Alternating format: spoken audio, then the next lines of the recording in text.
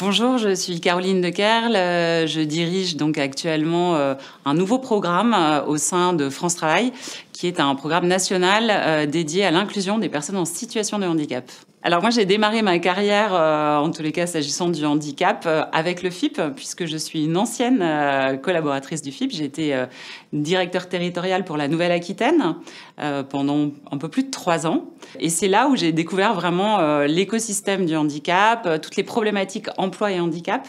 Et à ce titre-là, je trouve que le poste de directeur territorial est une super école. Parce que, alors certes, on est un peu tout seul, on n'a pas une grosse équipe en région, mais du coup, ça nous permet d'avoir une approche très pragmatique, une approche très tournée aussi vers les employeurs, puisque c'est aussi l'ADN du FIP que d'être tourné vers l'accompagnement des employeurs. Donc, ça nous permet d'être vraiment proche de la réalité, de ce que vivent aussi bien les personnes, les salariés, les agents en situation de handicap que les recruteurs, de comprendre ces problématiques de terrain et en même temps d'être aux côtés des autres institutionnels en région pour déployer la politique publique en faveur de l'emploi des personnes en situation de handicap. La loi de 2005, à mon sens, est riche de 2 enseignements. Le premier, c'est qu'elle donne une définition extensive de ce que sont les situations de handicap. Et en 2025, il me semble que c'est encore extrêmement important de rappeler que le handicap à 80%, il est invisible, que le handicap, c'est pas juste ce qu'on a en tête, le fauteuil roulant, la canne blanche, qu'il y a une diversité des situations de handicap. Sur le champ du travail, c'est extrêmement important parce que ça permet de dire qu'aucun poste, par principe, est incompatible avec le handicap. Parce qu'il y a une telle diversité de handicap qu'on ne peut pas dire « Ah, mais chez moi, je ne peux pas recruter de personnes en situation de handicap ». Et c'est encore un message extrêmement fort qu'il faut qu'on martèle auprès des recruteurs, au-delà de les accompagner après à la mise en place d'un certain nombre de solutions, un certain nombre de plans d'action handicap. Donc ça, c'est un premier renseignement fort de la loi de 2005.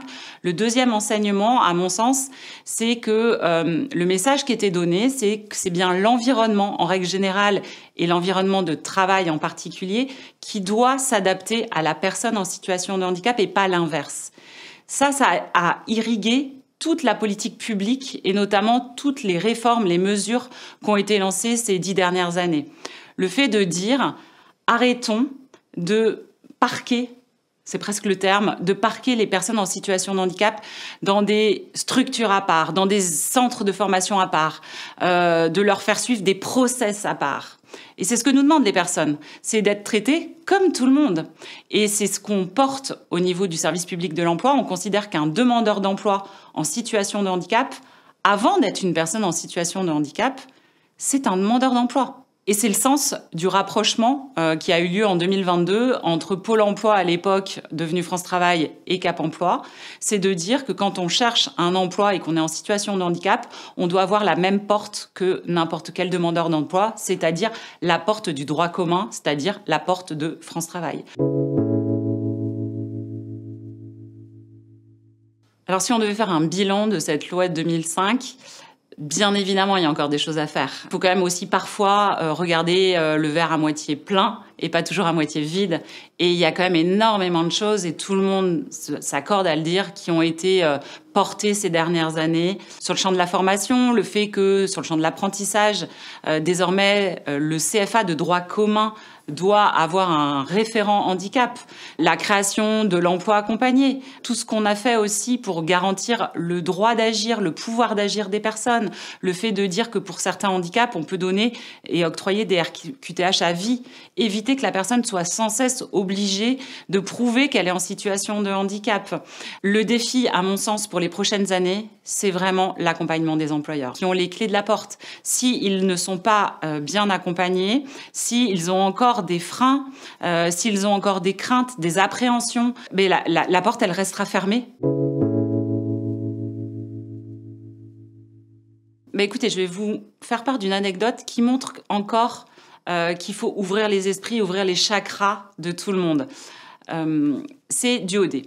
DuoD, alors au départ, quand la ministre Sophie Cluzel a lancé DuoD, elle a été un peu accusée de dire « Oh là là, c'est que de la com ». Honnêtement, c'est pas que de la com, on le voit, 20% des duodés chaque année aboutissent soit à des recrutements, soit à des stages. En tous les cas, c'est pas que de la com. Et si c'était que de la com, mais il y a tellement encore besoin de démystifier le handicap.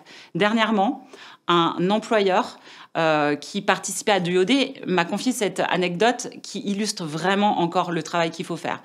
Ils attendaient la personne qu'ils recevaient pour Duodé. Il était 9h30, la personne n'était toujours pas arrivée, donc ça commençait un peu à dire quand même, qu'est-ce qui se passe? Ça se trouve, le fauteuil n'est pas passé. Puis au bout d'un moment, ils se sont aperçus que la personne, elle était là. Alors peut-être que voilà, il y avait eu une petite confusion à l'accueil, mais elle était là, mais personne n'était allé la voir. Pourquoi? Parce qu'elle ne ressemblait pas à une personne en situation de handicap. Voilà, on est encore là en 2025.